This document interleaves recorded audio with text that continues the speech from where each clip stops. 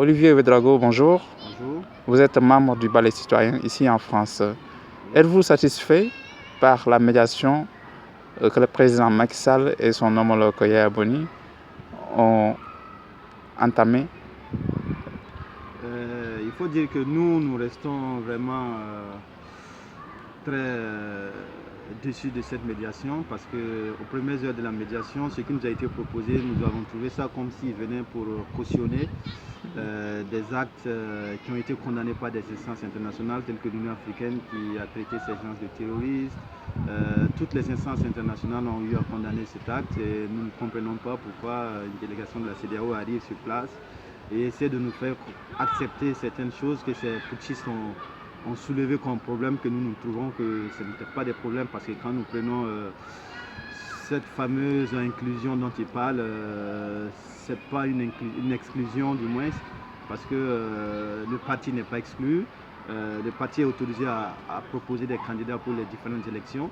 Et les candidats qui ont été recalés au niveau de la des législatives du moins, ces partis ont décidé de changer ces candidats. Au niveau de la présidentielle, le Conseil constitutionnel a refusé les candidatures et ils ont pris acte. Donc du coup, on ne peut pas comprendre qu'ils reviennent à nouveau nous parler d'inclusion. Est-ce que c'était une bonne idée de les exclure? Il faut dire que l'exclusion, c'est pas... bon, déjà, moi, j'aime pas l'expression exclusion-inclusion. Il faut dire que c'est le fait que ces personnes n'ont pas été éligibles pour les élections présidentielles et législatives. Ça a été un désir populaire. La population, c'est dans le sens de l'insurrection du 30 octobre. Parce que c'est des gens qui ont voulu passer au forceps avec une gouvernance à vie avec le régime de Blaise Compaoré. La population a refusé, la population est sortie, il y a eu l'insurrection. Du coup, on a décidé comme quoi ces personnes ne peuvent pas être candidats pour les élections à venir. Juste ces élections, ils ne sont pas interdits à vie en fait. Donc du coup, c'est pas une histoire d'exclusion, c'est pas qu'on a décidé d'empêcher des personnes. C'est l'insurrection qui a demandé, c'est les manifestants, c'est la population qui a demandé à ce que ces personnes ne soient pas candidats. Mais ils peuvent être candidats pour les prochaines élections à venir. Donc du coup, le code électoral qui a été voté, qui les interdisait quand même d'être candidats, ça a été voté à l'Assemblée par le Conseil national de la transition, qui est représentatif de la population et de l'idée de l'insurrection. Donc pour nous, c'est pas une histoire de est-ce que c'est bon ou c'est pas bon, c'est une histoire de choix populaire en fait. C'est une histoire de choix populaire. D'accord. Le peuple burkinabé, qu'est-ce qu'il attendait concrètement? Parce qu'on a parlé que le peuple burkinabé ne s'est pas retrouvé dans les accords, dans la médiation, dans les grandes lignes élaborées pour que la paix revienne. Il faut dire que le peuple burkinabé se reconnaît difficilement dans ces accords, tout simplement parce que déjà quand tu prends les points de cet accord, tu as d'abord cette histoire d'amnistie. L'amnistie. Des gens ne peuvent pas se lever à quelques heures de l'ouverture de la campagne, de la campagne présidentielle et législative, essayer de faire un coup d'État constitutionnel, prendre en otage le président, le conseil de ministres et tous ses ministres. Nous, on traite ça comme un acte terroriste. Et à l'issue de ça, la population manifeste, ils sortent, il y a plein de morts. À ce jour, nous sommes en train de dénombrer dans les hôpitaux près de 12 morts et 271 blessés. Et après, on vient nous dire que ces gens, ok, ils veulent l'amnistie. Chez nous, on ne peut pas accepter ça. Il faut que ces personnes répondent devant la justice, qui nous explique pourquoi ils ont accepté de suivre la transition. Et à quelques heures de la fin de la transition, ils ont osé faire un coup d'État pour nous. Il y a quelque chose qui est louche derrière. Donc du coup, ces personnes doivent répondre devant la justice, s'expliquer et expliquer aussi le fait qu'il y a eu autant de morts. Et voilà, nous, on veut justice.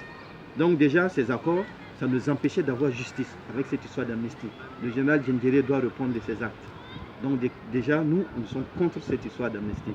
Et amnistie, on ne sait pas vraiment, je ne sais pas, c'est une proposition de...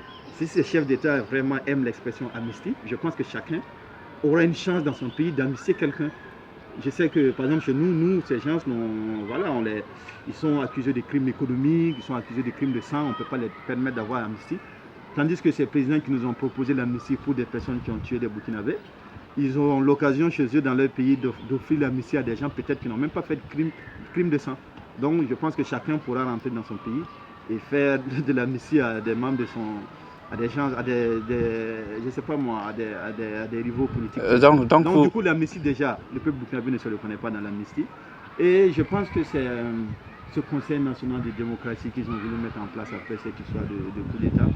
Ils ont voulu nous parler de cette histoire d'inclusion. Comment l'armée peut venir prendre la place des partis politiques pour faire une lutte. Cette histoire d'inclusion et d'exclusion, c'est un débat politique qui a été mené par des politiciens. On est passé, ça a été résolu. On ne peut pas comprendre qu'une partie de l'armée, parce que le RSP pour moi c'est pas l'armée nationale, ils font partie de l'armée nationale, mais c'est pas le porte-parole de l'armée nationale. Il y a le chef d'état-major général des armées qui doit parler au nom de l'armée nationale. On doit comprendre qu'un groupe de militaires, nous on appelle des terroristes déjà, viennent prendre en otage tout un gouvernement, tout un pays, tout soi-disant parce qu'il y a certaines parties de la population, bon, il y a certains candidats qui ne sont pas éligibles.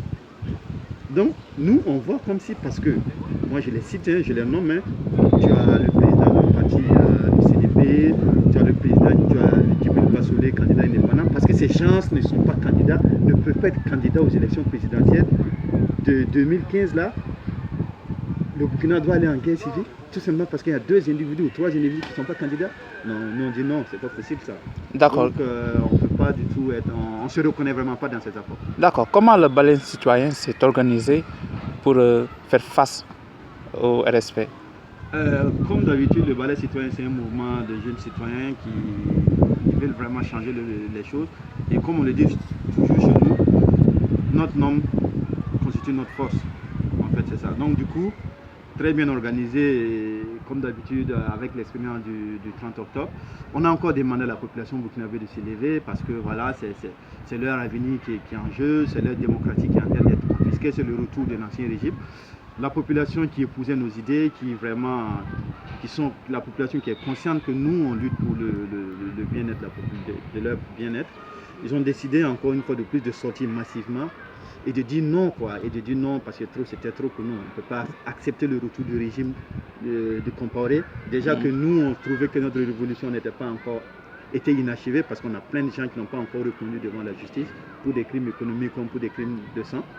Donc voilà, avec cette capacité de mobilisation du balai citoyen, qui est l'un des acteurs clés de ce changement démocratique que le Burkina est en train de connaître, a permis vraiment de mobiliser les gens partout dans les provinces, à Ouagadougou et tout, pour faire face à